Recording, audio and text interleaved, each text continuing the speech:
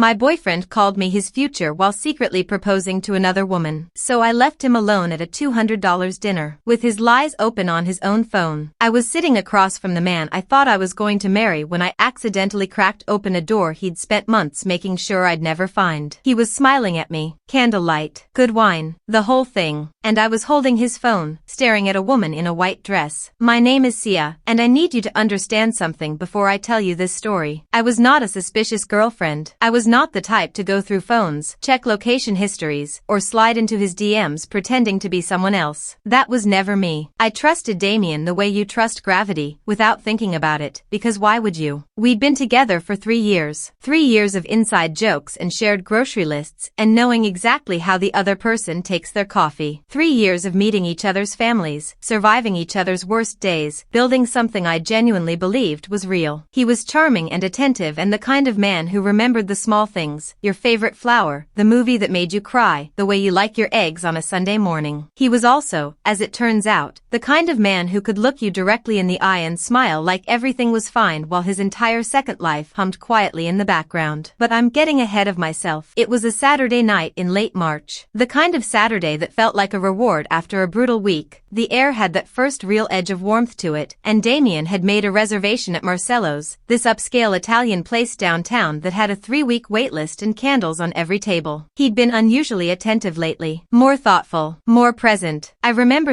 actually thinking, that maybe we were entering a new chapter, that the relationship was deepening. I was a fool, but I was a fool who was about to stumble into the truth by the grace of pure, coincidental mathematics. We were 2 hours into dinner. We'd had the burrata, the handmade tagliatelle, a bottle of Barolo that cost more than my car payment. We were laughing about something, I don't even remember what, when I reached into my bag for my phone to check the time. Dead. Completely dead. I hadn't charged it properly the night before and the battery had given out sometime during the main course without me noticing. The check came. It was $194.73. Damien excused himself to use the restroom, and I flagged down the waiter to let him know we'd be just a minute. I needed to calculate the tip. I always tip at least 20%, sometimes 25% if the service was good, and our server that night had been genuinely wonderful. I wanted to get it right, so I picked up Damien's phone from the table. He'd left it unlocked. The screen was still glowing faintly. I navigated to his apps, found what looked like the calculator icon, and tapped it. The familiar gray interface came up. Digits on a clean grid. Nothing unusual. I typed in 194.73. Then I hit the multiplication button. Then I typed 0.22, my standard tip rate for great service. The total came out somewhere around $42. And then I hit the equals button. Nothing happened for a second. And then everything happened all at once. The screen went dark. Not off, dark. Like it was thinking. Like it was deciding whether to trust me. And then it opened. I didn't understand what I was looking at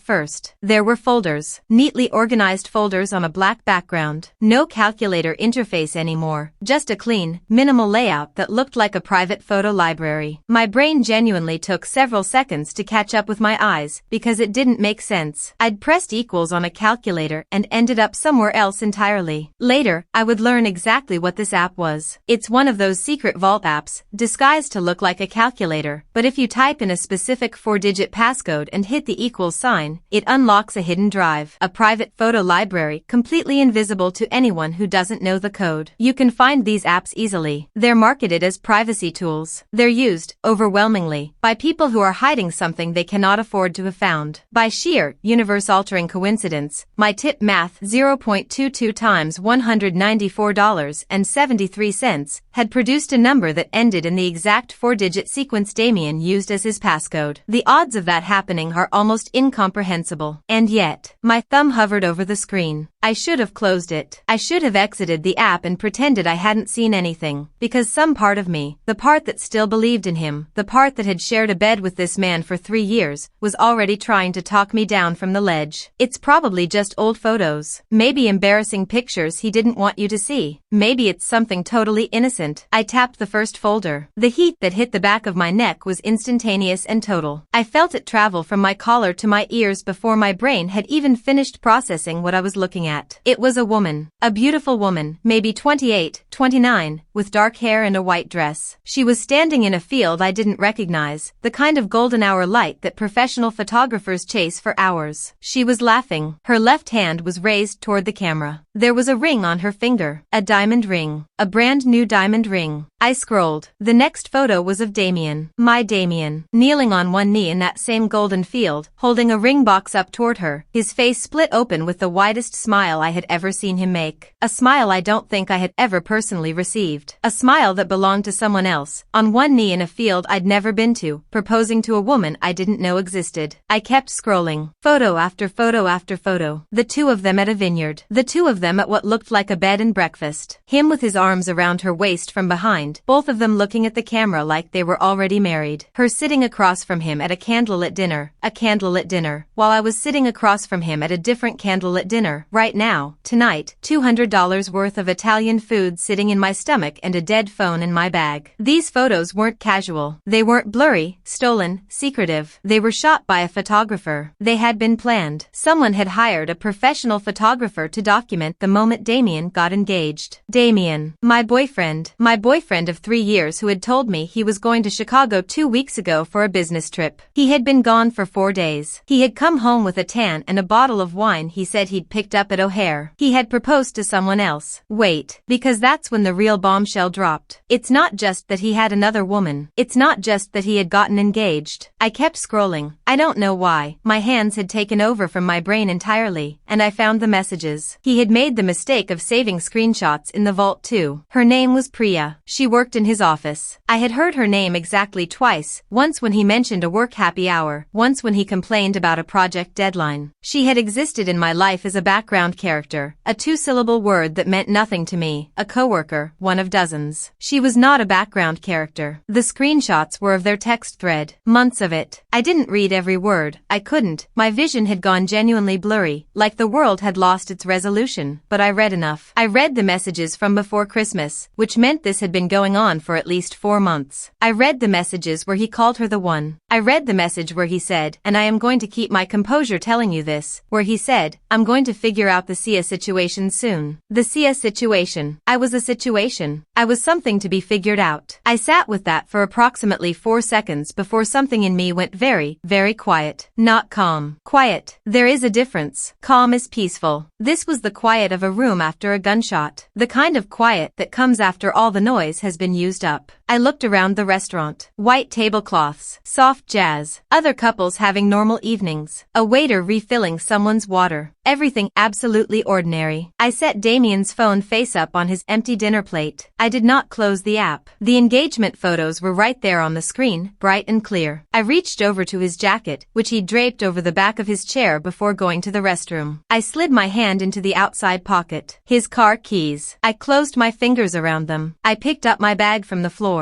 I pushed my chair back from the table, and I walked out. I want to be clear about my emotional state as I crossed that restaurant floor, because I think people expect a moment like this to look a certain way, tears, shaking hands, a confrontation that brings the whole room to a halt. That is not what happened. What happened was that I walked at a completely normal pace through the dining room, past the bar, through the glass front doors and out into the March night air. It was cold. The warmth I'd felt earlier had gone out of the evening. I found his car in the lot, a dark gray Audi, his pride and joy, the thing he babed on weekends with detailing spray and microfiber cloths. I unlocked it. I got in. The seat was set to his height. I adjusted it, and then I drove. The first 2 miles, I didn't feel anything. My hands were on the wheel and I was watching the road, and I was running the logistics in my head with the cold precision of someone filing a tax return. By mile 3, I started crying. Not the soft, cinematic kind of crying. The kind that comes from your chest, that shakes your whole ribcage, that makes it hard to breathe and hard to see, and you have to pull over twice because you literally cannot drive through it. I sat in his car on the side of a suburban road, and I sobbed for 10 minutes with my forehead on the steering wheel. And then I wiped my face, and I drove the rest of the way home. He had lived with me for 14 months. His stuff was woven into my apartment the way someone's stuff gets after over a year, jacket on the hook by the door, coffee mug that he claimed even though I'd bought it, gaming equipment taking up an entire corner of the spare room, toiletries on his side of the bathroom counter, half the closet. I went to the storage area in my building and I got boxes. I want to say I was calm and efficient, but that would be a lie. I was crying the entire time. I cried while I pulled his shirts off hangers. I cried while I stacked his PlayStation controllers and bundled his cords. I cried while I put his coffee mug in a box, wrapped in newspaper, because despite everything I didn't want it to break, and I cannot explain that instinct except to say that grief is strange and it doesn't follow logic. His good watch, his cologne, the book he'd been reading, his gym bag, the framed photo of us from my friend's wedding that he'd asked me to print and frame. I took that down from the shelf and I looked at it for a long time before I put it face down in the box. I had everything on the front porch in 4 boxes by 10:47 p.m. I went inside. I locked the door. I put the chain on. My phone had charged enough to turn back on by then. There were 16 missed calls. The first few were from Damien's number. The next several were from an unknown number, and I realized later that he must have borrowed someone else's phone after his was left on the table. The voicemails went like this. The first one, Sia, call me right now. Sia, what did you do? Call me right now. We need to talk. The second one, I can explain everything, okay? I know what you think you saw, but you need to listen to me. This is not what it looks like. Please just call me back. The third one, left from the unknown number. My girlfriend drove off in my car and I need a ride. Can anyone? And then it cut off because I think he realized he was accidentally leaving me a voicemail instead of calling an Uber. The fourth one, his voice had dropped. The frantic energy was gone. He sounded, finally, like someone who understood that the story was over. I'm coming to get my things. I hope you can just let me do that without making a scene. I didn't respond to any of them. He Ubered to my apartment at 12:23 in the morning. I know this because I was still awake. I was sitting in my dark living room with a glass of wine, unable to sleep, listening. I heard the car pull up. I heard him on the porch, heard the rustling of boxes. He knocked on the door. I didn't answer. Sia, his voice through the door. Quiet now. Almost gentle, which was the worst version of it. I know you're in there. I just want to talk. There's nothing to talk about, I said. I was surprised by how steady my own voice sounded. Your boxes are on the porch. My car is not in the lot, so you're going to need to figure out how to get your stuff home. And your keys are in the mailbox. I had driven his car to a 24-hour grocery store 2 blocks away and left it in the parking lot where it was technically legal to park overnight. I'd put a note on the windshield with his license plate number and his address, just so a stranger wouldn't call a tow truck on it. Even in the worst moment of my life, I was apparently a responsible adult. Sia, please. A pause. I love you. The heat came back to my neck. That blurry, incandescent rage. Damien, I said through the door, you got engaged to someone else 2 weeks ago. You had an engagement photo shoot. A professional photographer. You planned it. My voice cracked slightly on the last sentence. I steadied it. Don't tell me you love me. Silence. I was going to end things, he finally said, and I think he believed it. I think that's the worst part. I think he genuinely believed that was true. I was trying to figure out how. I figured it out for you. I said, goodbye. He stood on my porch for another 4 minutes. I watched the shadow of his feet under the door, and then he left. I want to tell you about the part of this story that nobody talks about, because everyone focuses on the calculator app and the car and the dramatic restaurant exit, and those things are real, they happened, I'm not minimizing them. But the part that actually broke me was Tuesday morning. It was 4 days after the restaurant. I'd gone back to work. I was holding myself together with the functional efficiency of someone who has learned to perform normalcy while everything underneath is completely unmoored. I was at my desk, and my coworker Brianna walked past and said, "Oh, cute ring," to someone on the phone. And I looked down at my own left hand, and I thought about how I had been waiting for that ring. Not obsessively, not desperately, but quietly, in the back of my mind, the way you wait for something you believe is coming. I had been with this man for 3 years. I had imagined, more than once, what it might feel like to say yes. I had mentally composed a phone call to my mother. I had, in a single week moment about 6 months ago, Googled venues. And he had been planning a proposal. Just not for me. I went to the bathroom and I cried for 11 minutes in the last stall. Then I washed my face, fixed my makeup, walked back to my desk and answered my emails. That's the part they don't put in the Reddit posts. The Tuesday morning. The unremarkable Tuesday morning when it actually hits you. Priya messaged me 3 days later. A long, carefully worded message that began by saying she had only recently found out about me, which I half believed, and ended with an apology that felt genuine enough that I didn't know what to do with it. She said she'd broken off the engagement. I believed that part. I didn't respond. Not because I was angry at her. I wasn't. Not really. Not once I'd had time to think clearly. She wasn't the person who had promised me honesty. She wasn't the person who had looked me in the eyes for 3 years and chosen, every single day, to lie. He was. Damien tried to contact me 4 more times over the following weeks. Once by text, asking if we could talk. Once through a mutual friend, which I thought was genuinely bold given the circumstances. Once with an email that was 3 paragraphs long and contained the phrase "I was struggling with my feelings so many times I lost count." The last time was a voicemail where he said he thought we could still fix things. I deleted it without finishing it. I do not think we could fix things. I also returned his car to the restaurant parking lot because I am not the villain of this story and I was never going to keep his car. It was petty and dramatic and it felt good for approximately 45 minutes, and then I was a grown woman who had taken someone else's vehicle and needed to return it before anyone filed a report. I left it in the same spot where we'd parked it that Saturday night. I Ubered home. I did not leave a note. I'm telling you this story now because I'm 3 months out and I can finally talk about it without my hands shaking. I'm telling you because I want you to know what it actually feels like, not the satisfying revenge narrative, not the clean arc where the woman walks out and everything resolves neatly. The real version, which includes the Tuesday mornings and the 2 a.m. moments where you replay every conversation looking for the signs you missed. They're there, by the way. Once you know, you can find them everywhere. The business trip where he came home weird and distant. The phone always screened down. The times he'd leave the room to take calls and come back slightly too casual. The way he'd gotten more romantic in the last few weeks. I thought it was us deepening. Now I think it was guilt. I was not stupid for missing them. I was trusting. I was choosing to see my partner the way a partner is supposed to be seen, with generosity. He exploited that. That's not my failure. It's his. I am doing okay. I am better than okay on the good days. My apartment is entirely mine again and I have rearranged the furniture and I am sleeping in the middle of the bed and I have discovered, independently, that I am actually quite good at calculating tips in my head without a calculator. His or anyone else's. So I want to leave you with this. Damien came back to that table to find the engagement photos open on his phone, his girlfriend gone, his car missing from the lot, and a $194.73 dinner bill with no one left to pay it. He sat at that table alone, in the candlelight. In the restaurant he'd made a reservation at, probably thinking it would feel like a normal night, one more normal night in the double life he'd been carefully maintaining for months. I like to think the waiter was very polite about it. So here's what I want to know, because the comments on this are going to be divided. I already know it. Was I wrong to take his car? Or did a man who was planning his future with another woman while looking me in the eyes at a candlelit dinner deserve every single thing that happened to him that night, and then some? You tell me.